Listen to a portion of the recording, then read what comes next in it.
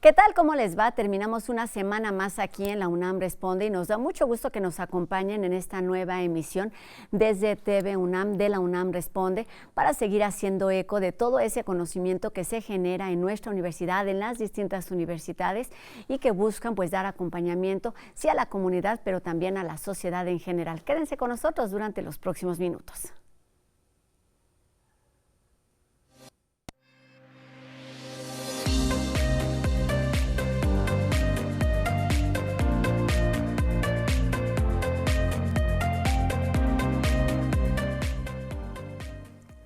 Nombrar, prevenir y atender son quizás los principales retos para erradicar la violencia o bien los diferentes tipos de violencia que existen y que, bueno, hoy en día resulta necesario identificar para poder tomar acciones directas y efectivas.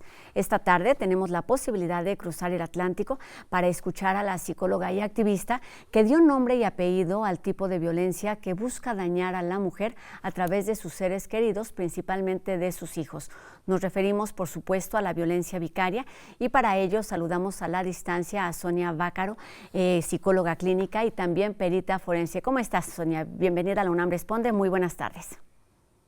Hola, buenas tardes, Lisbeth. Gracias por invitarme. Gracias, un gusto que estés aquí con nosotros para hablar de este concepto que ha sido noticia, que bueno, no tiene mucho tiempo que fue reconocida oficialmente o legalmente en nuestro país y de la que hay mucho que decir. Tú, que fuiste quien acuñó el término, quien lo ha dado a conocer y quien ha sentado las bases en gran medida, no solo en España, sino en distintas partes del mundo, me gustaría que nos ayudaras a entender primero qué es la violencia vicaria y de dónde surge. Bueno, la violencia vicaria viene definida como aquella violencia que un hombre violento, valga la redundancia, ejerce sobre la mujer, pero que lo hace a través de interpósita persona. Está tomado el adjetivo vicario precisamente que significa eso, que ocupa el lugar de otra persona o que la sustituye. Y esto ocurre cuando la mujer se separa o plantea la separación o el divorcio, entonces el individuo que venía maltratándola a ella utiliza a quienes puede tener acceso, que generalmente son las hijas y los hijos, porque las instituciones y el sistema le permite continuar en contacto con ellos. Claro. Entonces, lamentablemente, eso es lo que ocurre. En México se da una modalidad peculiar de la violencia vicaria, que es la desaparición de las criaturas del entorno materno directamente. A veces están durante años sepultados en una maraña judicial que parece que no termina nunca y alejados no solo de su madre, sino de todo el entorno materno y de su hábitat donde vivían. Vamos a hablar de las consecuencias y de esta realidad, por supuesto, dolorosa y sensible, pero antes me gustaría que desde tu experiencia también nos ayudaras a entender de dónde surge este término, cuál es el contexto y por qué es importante nombrar lo que está sucediendo.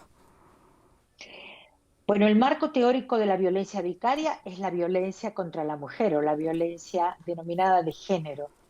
No podemos denominar violencia vicaria algo que se da fuera de eso. El concepto de violencia vicaria yo lo acuño en el año 2012, cuando investigando y estudiando el pretendido síndrome de alienación parental, presentando mi libro, comienzo a escuchar eh, relatos de mujeres que me decían que habían sido acusadas con el SAP para obligar a sus criaturas a tener contacto con un hombre violento que aparte había amenazado con quitarle a lo que más querían, que eran sus hijos. Concretamente, el relato que he puesto en mi último libro, que se llama Violencia Vicaria, Golpear donde más duele, es el de una madre que me cuenta precisamente eso en la presentación de mi libro del SAP, que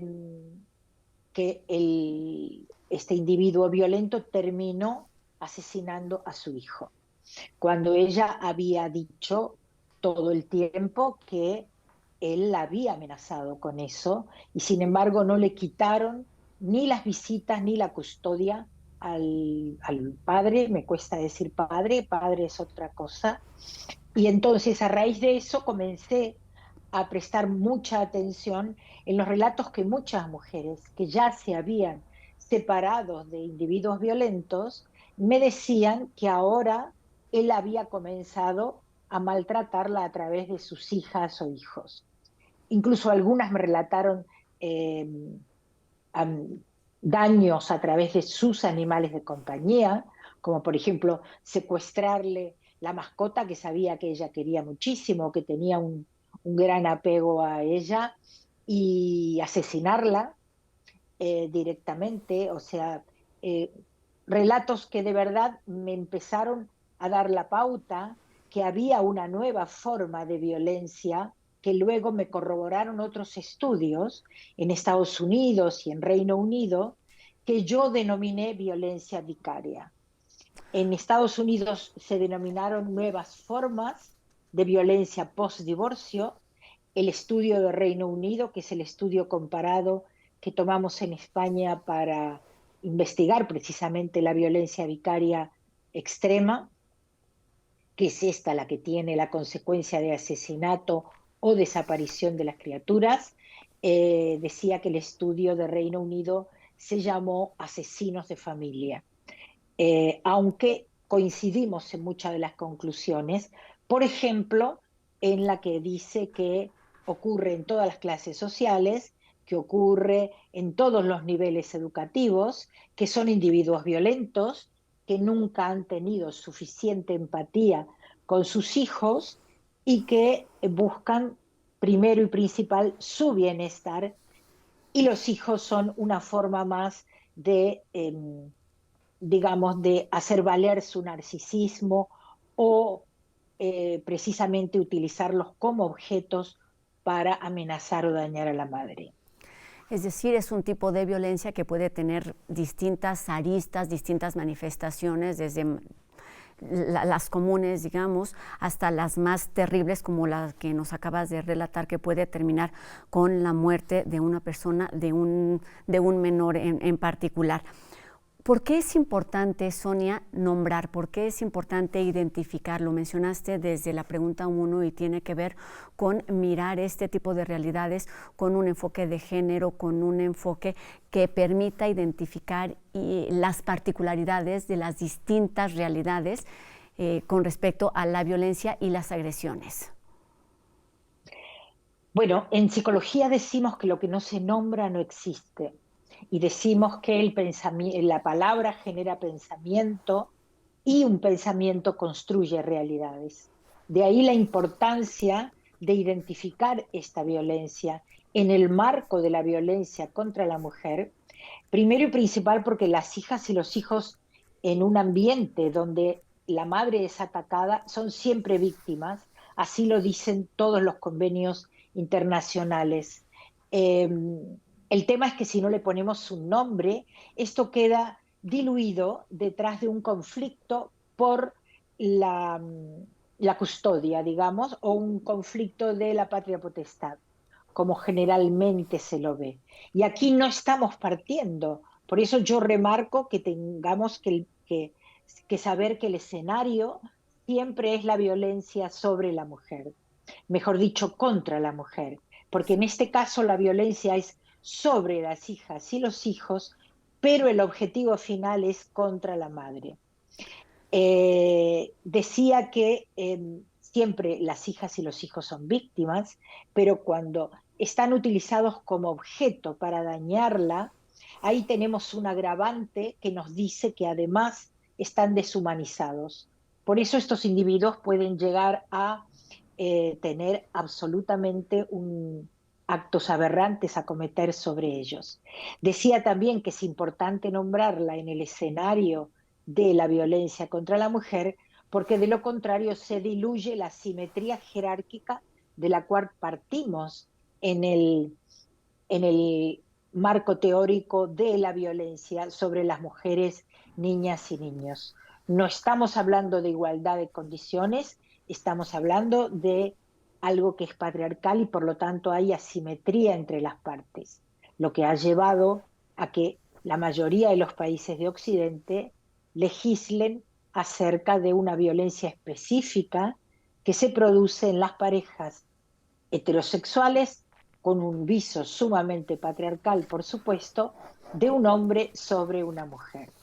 Claro, y con esto te pregunto lo siguiente, es decir, ¿cuál es el efecto, los logros, los beneficios, si se pueden llamar así, de haber nombrado, identificado este tipo de violencia en España y que el término haya permeado a otras partes del mundo, logrando incluso legislaciones en países como el nuestro, en donde se nombra y hay sanciones para los agresores o para quienes producen este tipo de violencia? Sonia.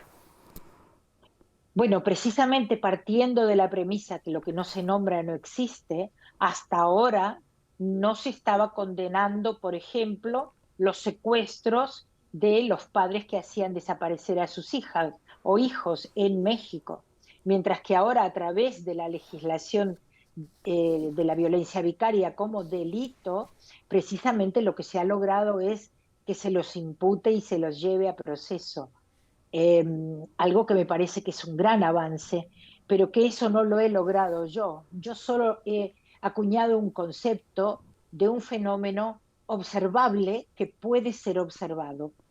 Esto lo han logrado las madres protectoras, como ellas se autodenominan, en el afán de buscar justicia para sus hijas y para sus hijos. Y han convencido a aquellas legisladoras y legisladores que también con su buena voluntad y a través de comprender de verdad la importancia de este término, han logrado llevarlo al Parlamento y hacerlo ley. Claro, se Pero trata de una reacción en cadena.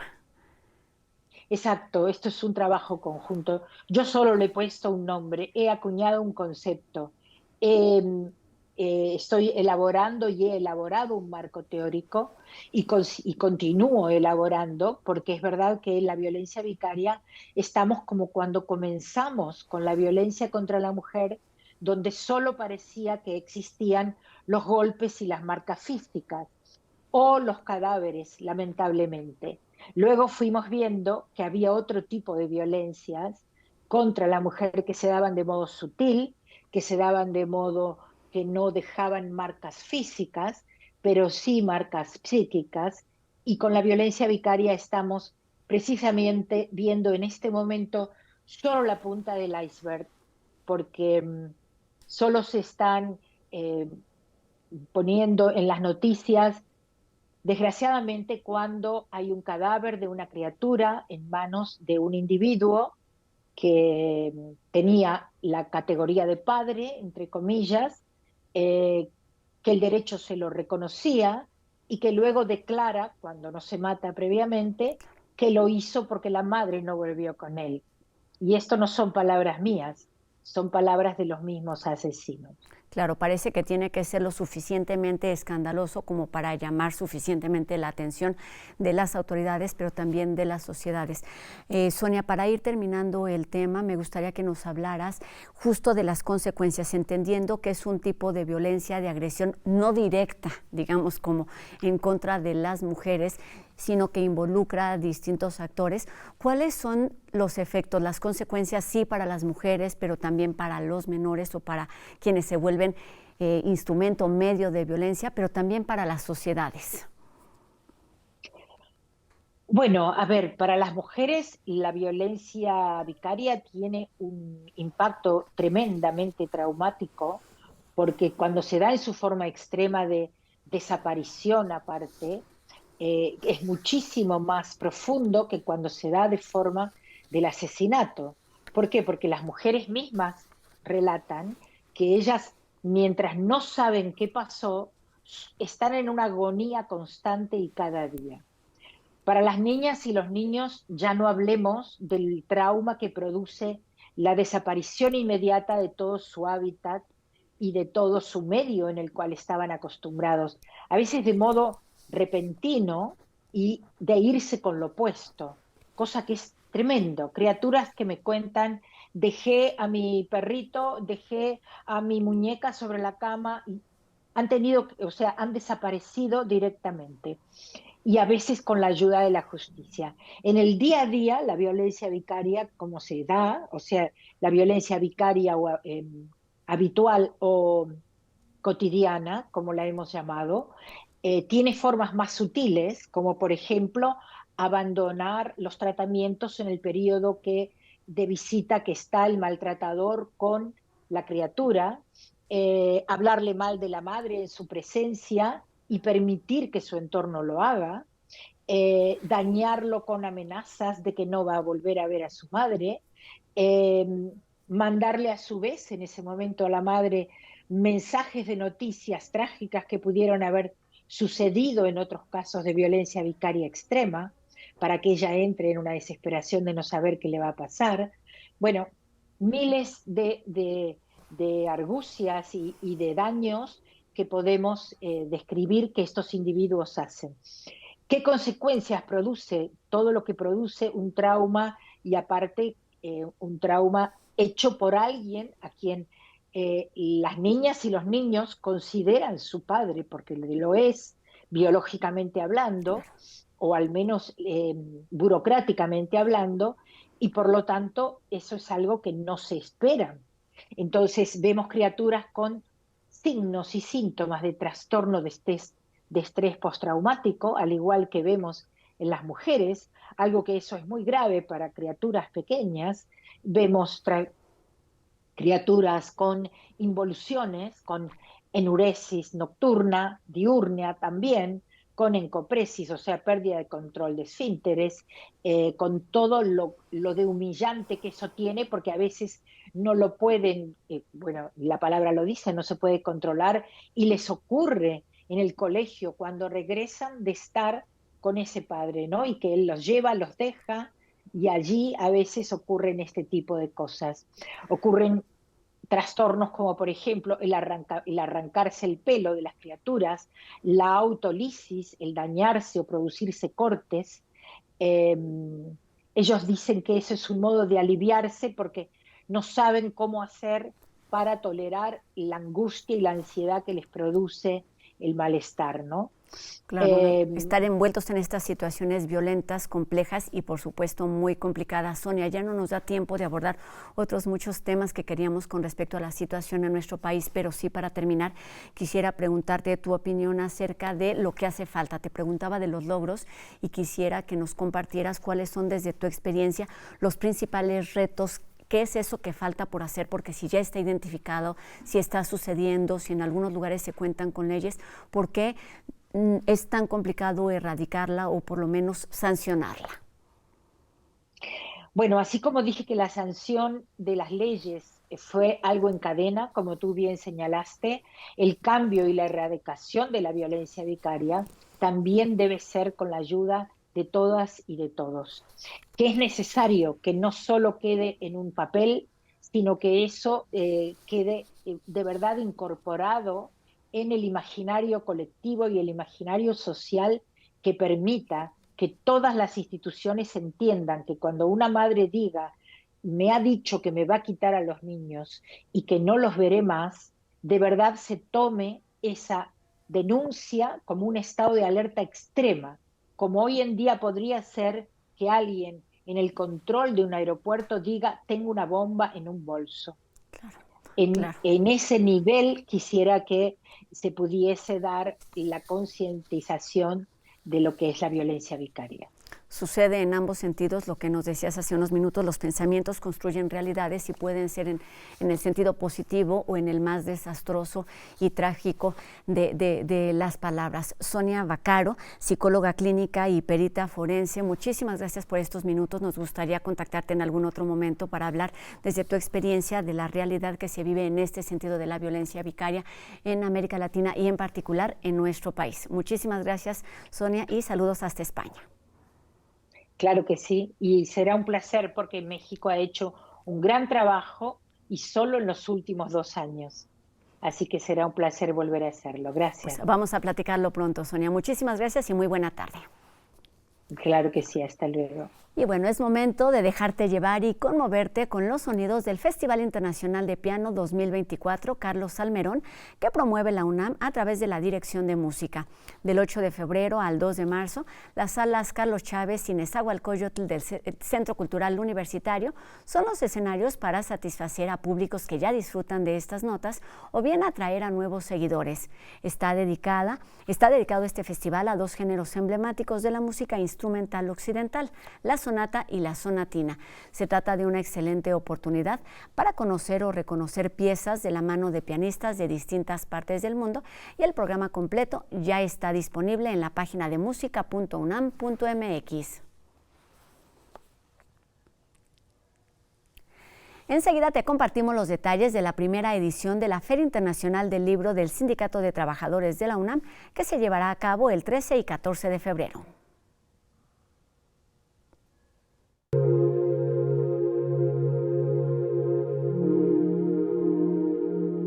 Ejemplares gratuitos, descuentos y conferencias conforman Libros para Todes, la primera feria internacional del libro que el ESTUNAM ofrecerá a trabajadores de la universidad, estudiantes y público en general. Cuba será el país invitado, que presentará dos conferencias magistrales, textos sobre las relaciones diplomáticas del país con México, así como se espera contar con la presencia del embajador de Cuba en México, con el fin de incentivar el intercambio cultural a lo largo del evento. Estarán presentes aproximadamente 20 editoriales, como el Fondo de Cultura Económica, la Brigada para Leer en Libertad, Ediciones UNAM, así como el proyecto Universo de Letras, entre otros. Universo de Letras se suma a esta feria del libro y trae dos actividades programadas. El 13, dedicado a Cuba, o sea, la actividad está dedicada a Cuba, que es el país invitado, por supuesto, y el 14 es una actividad relacionada con el Día de San Valentín, pero son actividades para fomentar la lectura de manera lúdica. La feria busca ser un espacio de oportunidad para escritores y editoriales independientes, así como ofrecer un nuevo formato de conferencias para la comunidad universitaria. Nosotros hacemos una dinámica como de carrusel, ¿no? Así como de 20 minutos y vámonos, 20 minutos y vámonos. ¿Para qué? Para darles la posibilidad a más autores y autoras independientes de presentar sus libros. Libros para Todes tendrá lugar en el estacionamiento del Auditorio de Comisiones Mixtas del ESTUNAM, de 10 a.m. a 5 p.m. del 13 al 14 de febrero.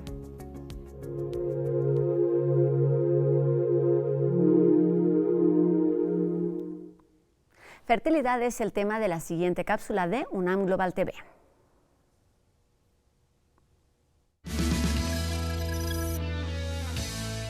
Uno de cada 6 adultos padece infertilidad en algún momento de su vida, de acuerdo con un informe publicado en 2023 por la Organización Mundial de la Salud. Alrededor del 15% de las parejas experimentan problemas de infertilidad, que se define la incapacidad de concebir de forma natural después de un año de relaciones sexuales sin protección. Y este número lamentablemente va en aumento.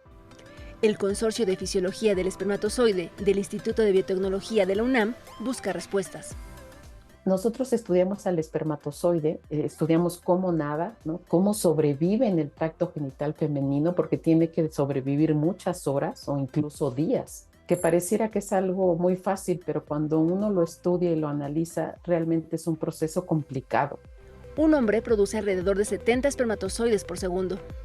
Para considerar una fertilidad sana, se requieren al menos 15 millones de espermatozoides por mililitro.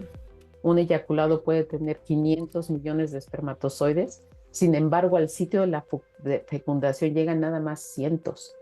Comprender mejor este proceso puede contribuir a generar soluciones a la infertilidad, pero también al desarrollo de anticonceptivos. El hombre es fértil desde la pubertad a su edad adulta, edad avanzada, ¿no? Entonces, por eso ha sido más difícil encontrar un anticonceptivo masculino, ¿no? Que sea seguro, que es reversible, que no sea hormonal. Aun cuando se produzcan mejores y más eficaces anticonceptivos masculinos, la planificación familiar es una problemática compleja que requiere un abordaje multidisciplinario. Cuando se hacen encuestas, por ejemplo, a hombres si usarían una pastilla anticonceptiva, sociedades como la nuestra, la respuesta es más, la tendencia es que no. Pero sociedades como en Noruega, Dinamarca, la mayoría de los hombres dice que sí. pero esos cambios culturales pues no son tan fáciles de lograr, y es una cuestión de educación hacia la juventud, de la doble responsabilidad y de usar lo que hay disponible.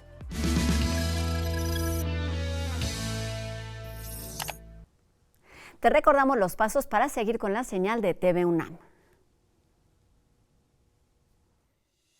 Sintonizar la nueva frecuencia de TV UNAM es muy fácil. Sigue estos sencillos pasos para reprogramar tu televisión. Toma el control remoto de tu televisión. Presiona el botón Menú. Busca Ajustes o Configuración. También puedes hacerlo directamente desde la opción Antena o Cable. Selecciona Búsqueda automática de canales. Asegúrate de que la opción digital está encendida. Espera a que cargue y ¡listo!